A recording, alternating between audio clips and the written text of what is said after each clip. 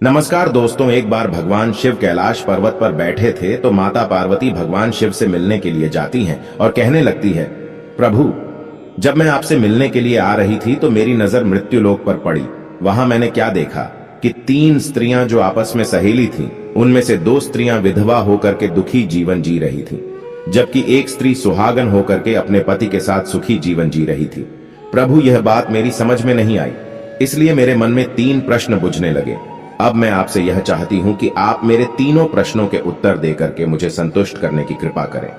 मित्रों, इस प्रकार माता पार्वती की बात को सुनकर के भगवान शिव कहते हैं, पार्वती, तुम मुझे अपने तीनों कष्ट बताओ।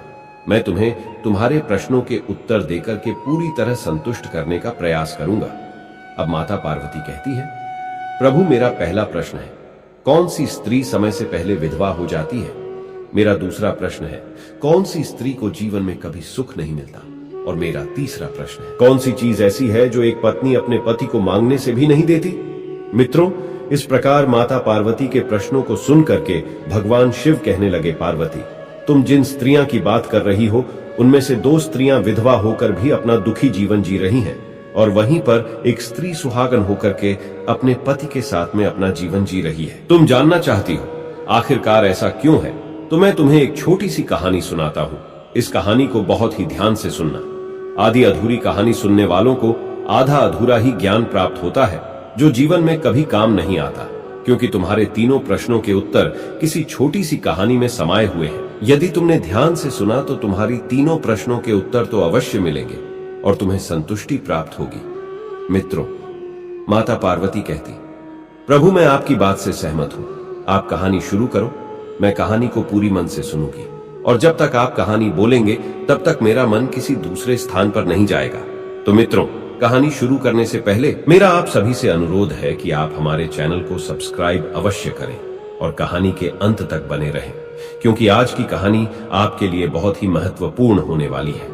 तो आइए आज कुछ नया सीखते हैं।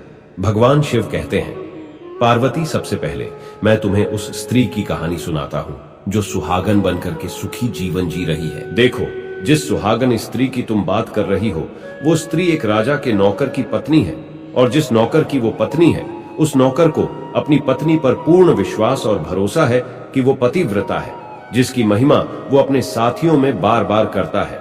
अब देखो, एक दिन की बात है, उस राजा के नौकर ने अपनी पत्नी की प्रशंसा इतनी की कि बात धीरे धीरे फैलते हुए राजा के दरबार तक पहुंच गई। फिर तो राजा ने अपने नौकर को बुलाया और उस नौकर से कहा कि तुम हर किसी से कहते हो कि तुम्हारी पत्नी पतिव्रता है।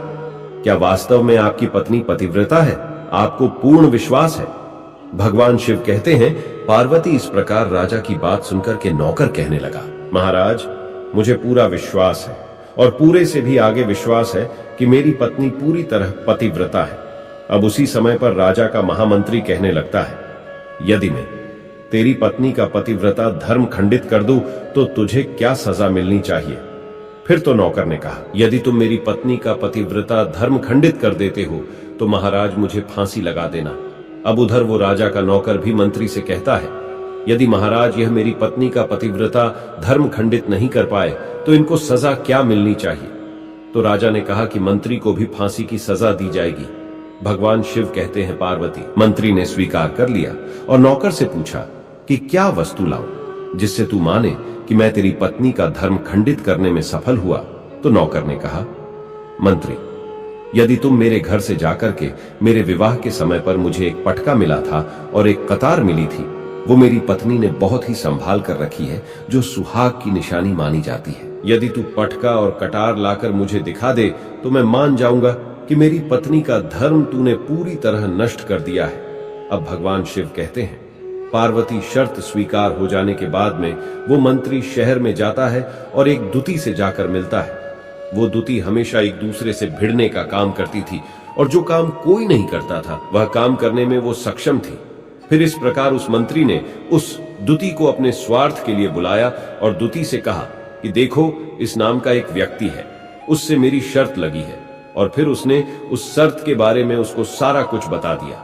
फिर वो उस दुती से कहने लगा कि तू कैसे भी करके उस स्त्री से मेरा संपर्क करवा दे, तुझे जितना धन चाहिए मैं उतना धन दूंगा। भगवान शिव कहते हैं, पार्वती, इस प्रकार मंत्री की बात सुनकर दुती कहने लगी, भाई तू उस औरत के बारे में बात मत कर। वो औरत पूरी तरह से पतिव्रता है, तेरी ओर थूकेगी भी नहीं, तेरी शक्ल भी नहीं देखेगी, और उनके परिवार के व्यक्ति खूंखार है, तेरी खाल उतार लेंगे। तो मंत्री कहने लगा, ठीक है, यदि तू मेरा उससे संपर्क नहीं करवा सकती है तो एक काम कर दे, उसके घर जाकर के पटका और कटार चुरा कर ला दे, और उसकी पत्नी के गुप्तांग के पास में यदि कोई चिन्ह हो तो वो चिन्ह भी मुझे देख करके बता दे, फिर मैं तुझे मुंह मांगा इनाम दूंगा। भगवान शिव कहते हैं, पार्वती, ये बात दुती की समझ में आ गई और उसने कहा, ठीक है, मैं तुम्हारा काम अवश्य करूंगी। नौकर शहर में रहता था। दुती नौकर के घर जाती है, उसकी पत्नी से जाकर बोलती है, हे बेटी, मैं तेरी पति की बुआ हूं, मैं कई बरसों के बाद आई हूं। फिर उस स्त्री ने कहा, आओ बुआ जी, मैंने आपको पहले कभी देखा नहीं, इसलिए पहचान नहीं पाई। और इस प्रकार उस दुती को उस नौकर की पतिव्रता स्त्री ने बहुत बड़ा सम्मान दिया, मगर उसे क्या मालूम था कि यह उसके साथ में छल करने आई है। अब भगवान शिव कहते हैं, पार्वती, इस प्रकार वो दुती उस पतिव्रता स्त्री के साथ में 2 दिन तक रुकी। जिस समय वो स्त्री स्नान करने लगी तो दूती उठ करके उस पतिव्रता के कमर मलने लगी। उस पतिव्रता स्त्री ने बहुत मना किया, फिर भी वो दूती नहीं मानी और कहने लगी, मुझे तो बेटी से भी प्यारी लगती हो तो मना मत करो। काफी दिनों के बाद में मेरी तुम्हारी मुलाकात पहली बार हुई है। अब ऐसा कहकर कि वह दूती मुख पर हाथ फिराने लगी। फिर आंखों को धोने के बहाने से उस दूती ने उस पतिव्रता स्त्री की आंखों पर पानी मार दिया और उस स्त्री की आंखें बंद हो गई। इस प्रकार गुप्तांग के पास में जांघ पर उस स्त्री के एक तिल था जो दूती ने देख लिया। बस उसका काम बन गया। उधर ही स्नान करने के बाद में जब वह पतिव्रता स्त्री रसोई में खाना बनाने गई तो दूती को मौका मिल गया और उसने पटका और कटार उस नौकर के घर से चुरा ली और वहां से एकदम से भाग गई। और जाकर के दूती ने वो पटका और कटार मंत्री को दे दिए और उस पतिव्रता स्त्री के जांघ पर तिल की निशानी भी बता दी। भगवान शिव कहते हैं, पार्वती, फिर वह मंत्री पटका और कटार लेकर के सीधा राजा के दरबार में पहुंचा और राजा से जाकर कहा, महाराज, मैंने नौकर की पत्नी के पास में 2 दिन बिताए। तो नौकर मान गया कि वास्तव में आज मेरी पत्नी ने अपना पतिव्रता धर्म पूरी तरह से भंग करवा लिया। भगवान शिव कहते हैं, पार्वती, फिर तो राजा ने फांसी का दिन 15 दिन के बाद में रख दिया और कहा कि नौकर को 15 दिन के बाद में फांसी पर चढ़ाया जाएगा। और इस प्रकार से नौकर से उसकी अंतिम इच्छा पूछी तो नौकर ने कहा कि मैं अपनी पत्नी से अंतिम बार मिलना चाहता हूं। भगवान शिव कहते हैं, पार्वती, इस प्रकार राजा ने उस नौकर को आज्ञा दी कि ठीक है, तुम अपनी पत्नी से मिल सकते हो। फिर नौकर अपने घर गया और अपनी पत्नी से कहा कि आपने मेरे साथ में बहुत बड़ा विश्वासघात किया। मैंने आपके विश्वास पर मंत्री से ऐसी शर्त लगाई थी कि राजा के दरबार में राजा के सामने मैंने कहा था कि मेरी पत्नी का पतिव्रता धर्म कोई नष्ट कर दे तो मुझे फांसी लगा देना। अब मुझे 15 दिन के बाद में फांसी लगा दी जाएगी। मेरे साथ विश्वासघात करके तुमने ठीक नहीं किया। भगवान कहते हैं, पार्वती, उस पतिव्रता स्त्री ने अपने नौकर पति को सारी बात बताई, मगर उसे विश्वास नहीं हुआ और वह राजा के दरबार में पहुंच गया। फिर नौकर राजा के दरबार में पहुंचा तो फिर उसे कैद में डलवा दिया गया। अब उधर नौकर की धर्म पत्नी ने परमात्मा को याद किया और राजा के दरबार में गई और राजा से नाच दिखाने की आज्ञा मांगी। भगवान शिव कहते हैं, पार्वती, उधर नौकर की धर्म पत्नी ने परमात्मा को याद किया और अपना भेष बदल करके राजा के दरबार में गई और राजा से नाच दिखाने की आज्ञा मांगने लगी, क्योंकि वो स्त्री बहुत ही सुंदर थी और उधर राजा शौकीन होते हैं। इसलिए राजा ने आज्ञा दे दी कि सभी मंत्री संतरी आदि उपस्थित होकर के इस सुंदरी का नाच करवाने की पूरी व्यवस्था करें।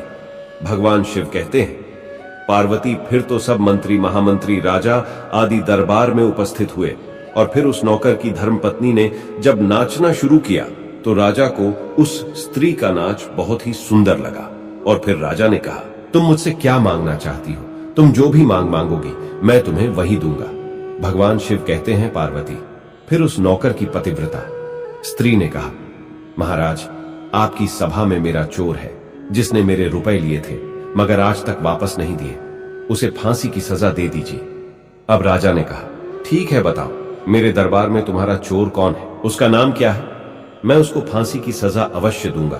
भगवान शिव कहते, पार्वती, फिर उस नौकर की पतिव्रता स्त्री ने कहा, महाराजा, आपका मंत्री मेरा चोर है, आप इनको फांसी की सजा अवश्य दें। अब उधर जैसे ही मंत्री ने सुना कि ये सुंदरी मुझे अपना चोर बता रही है, तो मंत्री कहने लगा, महाराज मैं कसम खा के कहता हूं कि मैंने इसका कभी कुछ नहीं चुराया है। मैंने इसे आज तक कभी देखा ही नहीं है, तो मैं चोरी कैसे कर सकता हूं? मैंने आज तक इसकी शक्ल ही नहीं देखी है।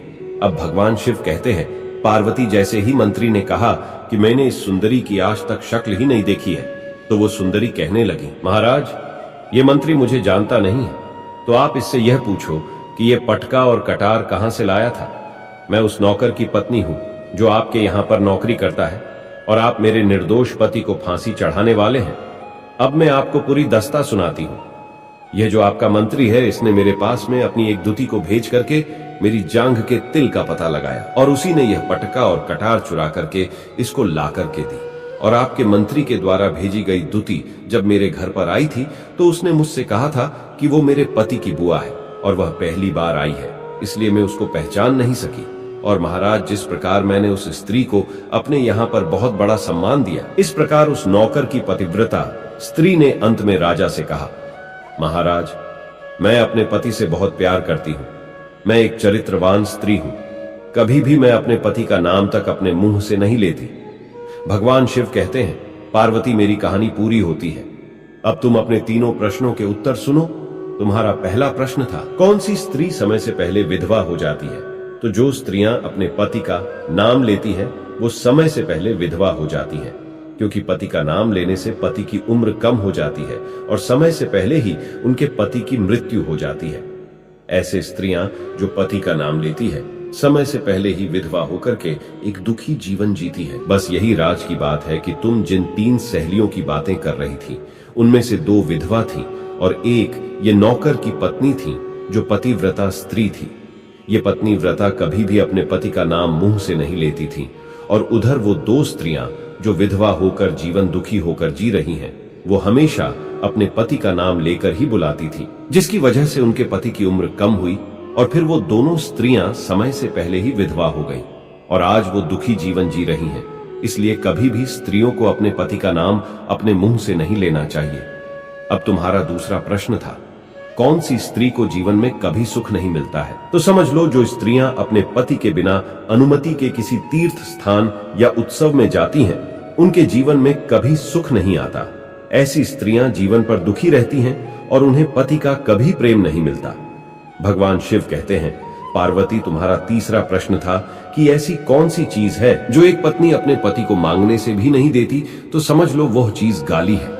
एक चरित्रवान स्त्री कभी अपने पति को गाली नहीं दे सकती, और जो स्त्री गाली देती है वो स्त्री कभी चरित्रवान नहीं होती, और ऐसी स्त्री जीवन भर रोती है, उसके जीवन में कभी सुखी नहीं आती, और समय से पहले ही ऐसे स्त्री विधवा हो जाती है। मित्रों, इस प्रकार कहानी सुनने के बाद में माता पार्वती पूरी तरह से अपने तीनों प्रश्नों से संतुष्ट होकर कहती हैं, प्रभु वास्तव में जो स्त्री चरित्रवान होती है वो कभी दुखी जीवन नहीं जीती है, क्योंकि ऐसे घर में लक्ष्मी का सदा वास होता है और वह घर धन धान्य से हमेशा भरपूर बना रहता है। ऐसी स्त्रियां हमेशा घर को स्वर्ग बना देती हैं। तो मित्रों, यदि आपको कहानी पसंद आई हो तो प्लीज आप हमारे चैनल को सब्सक्राइब अवश्य करें।